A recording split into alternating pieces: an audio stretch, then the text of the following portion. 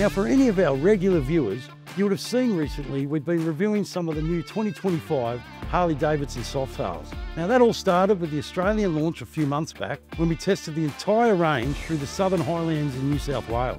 But official launches are always a brief introduction to the model at best, as much of the day is taken up with photos and video commitments. That's why, since the launch, we've covered some of the Softails in further detail, and today we're checking out the Street Bob.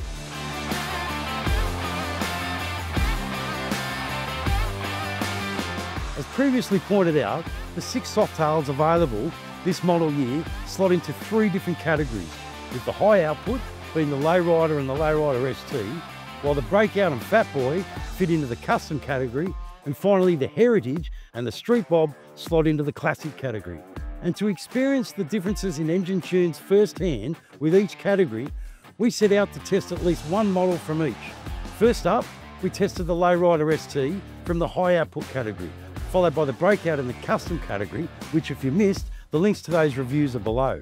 And this time around, we're testing the 2025 Street Bob, which is part of the classic category.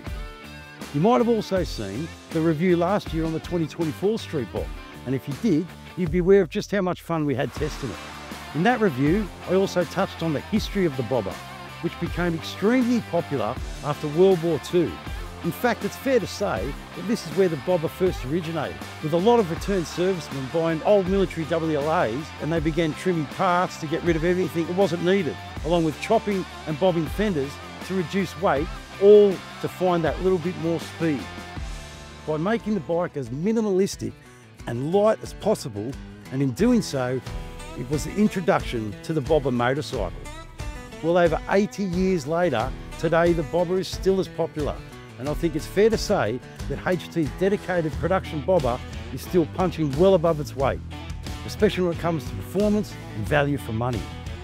Now, it was back in 2021 that the Street Bob was released with the 114 Milwaukee-Eight motor, which now has been stepped up again with the 117 this year, and it's what they refer to as the centre-cooled version, as the new head design pumps water through the heads and the exhaust ports to cool the motor, which was first introduced on the Tourers and works more efficiently than the previously oil-cooled heads. With the classic tune, there's a ton of low-down torque, which levels out more towards the top end, whereas the low riders with the high output motors are more at home being ridden at higher RPMs. Having said that, the Street Bob is far from a slouch and pumps out around 98 horsepower and 120 foot-pounds of torque.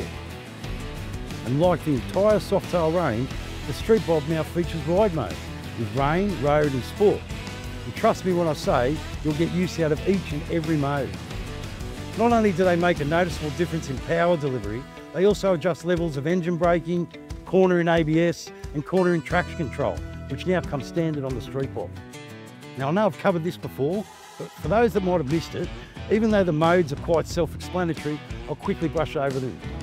Naturally, sport mode is where the fun is, giving this little bobber a healthy dose of steroids. First up, you'll instantly notice the alteration in throttle response, which is quite impressive, and that 117 motor spins up quickly. It's perfect when you're out of the urban jungle and having a red-hot ride through the hills with your mates. Be on the ball though, because when you do twist the throttle in sport mode, you'll know about it real quick. In road mode, the throttle response is still rapid, but feels a lot smoother in its delivery, making it perfect when you're riding around town or just cruising the highway. Having said that, if the need does arise to switch up to sport for some more grunt while you're out rolling along, that's easily done on the fly. And finally, rain mode is exactly what it says. When the dark clouds roll in and you want to take it easy on those wet and slippery city streets, you might not use it that much, but trust me, you'll soon appreciate its worth if you do get caught in the pouring rain. And like previous models, the Street Bob still features ABS and traction control, but it now also includes the upgraded electronics package too, which is drag, torque, slip control, tyre pressure monitoring, corner enhanced ABS, cornering enhanced traction control, and cornering drag, torque, slip control. Does sound like a mouthful, but all it has to do is save your ass just once. And I do have to agree that it's good to finally see that they've brought that electronic package over to the Softail range. As you would have noticed by now, you can see the Street Bob's design hasn't changed dramatically, although there are a couple of subtle changes that do deserve a mention.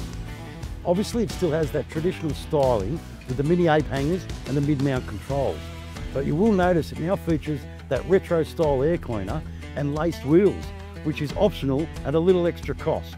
You can still get the cast wheels, but for me, it's the lace wheels that really add to the style of the Street Bob and are worth that little bit of extra investment.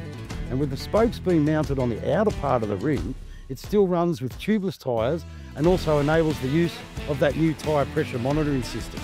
Those little Mini 8s still feature the black crinkle finish, which I think looks pretty cool, while the stitched seat is quite comfortable and sits low, although the pillion seat isn't what you'd call overly comfortable.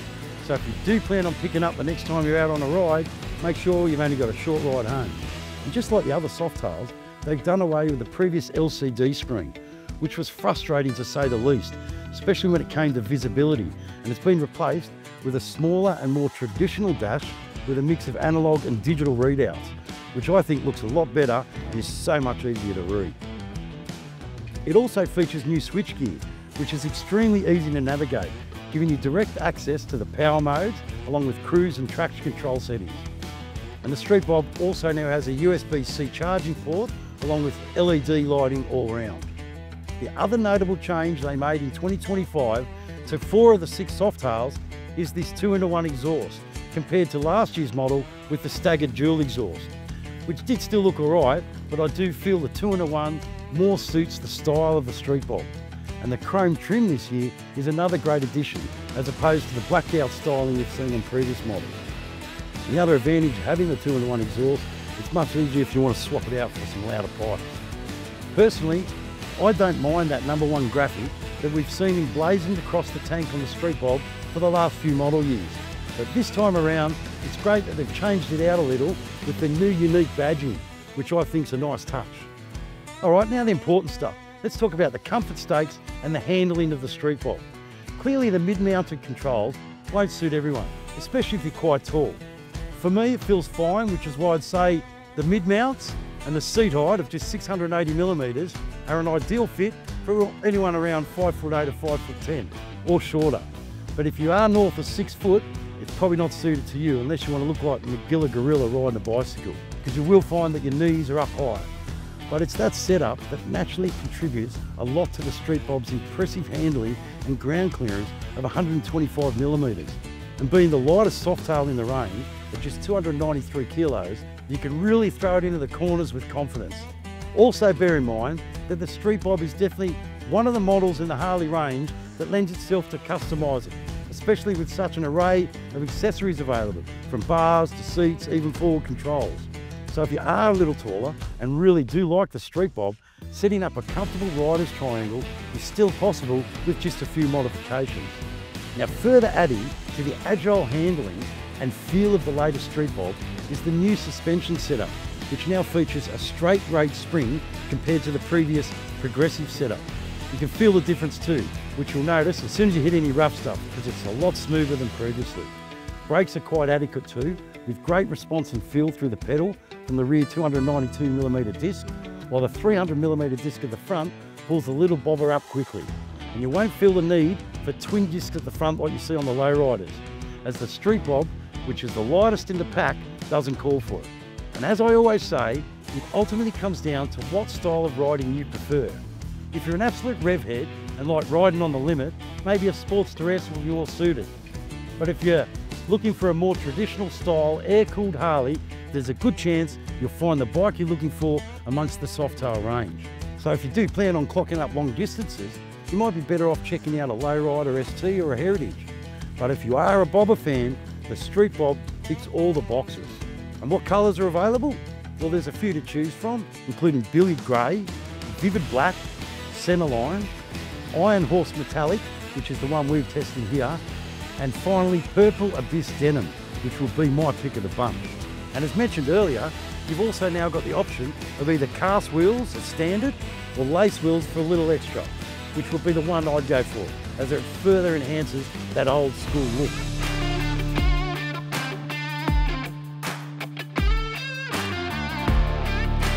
Alright, so there you have it. HD's Bobber has received a few notable upgrades for 2025, which is why I highly recommend you get down to your local authorised HD dealership and line up a test ride if you haven't already.